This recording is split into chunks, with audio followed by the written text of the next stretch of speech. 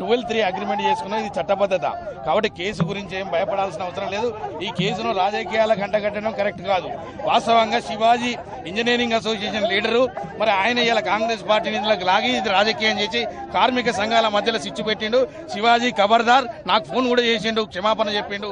మరి దయచేసి ఇలా కార్మిక సంఘాల మధ్యలో చిచ్చు పెట్టడం కరెక్ట్ కాదు. ఇలా సంఘాలన్నీ కూడా ఐక్యంగా పోరాటం చేస్తున్న ఈ విజయం సాధ్యమైంది.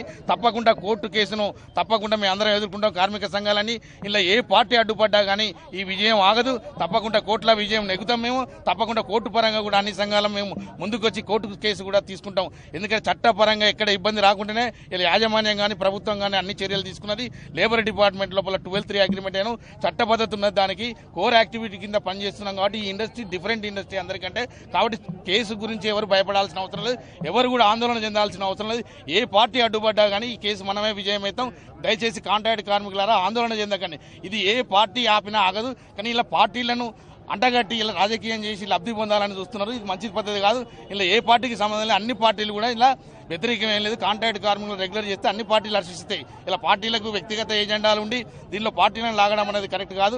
దయచేసి ఇలా కాంగ్రెస్ ఐఎన్టీసీ అంటే కాంగ్రెస్ పార్టీ అనుబంధం. ఇలా రాష్ట్ర కన్వీనర్గా చెప్తున్నా ఇలా ఐఎన్టీసీ పాత్ర ఏమీ లేదు కోర్టు కేసులో. అదేవిధంగా కాంగ్రెస్ పాత్ర కూడా లేదు. శివాజీ గారు కూడా నాకు క్లియర్గా మాట్లాడి చెప్పారు. పొరపాటున న్యూస్ ఛానల్లో వచ్చింది. ఇలా కార్మికుల లోపల ఎనలేని ఆందోళన ఉన్నది.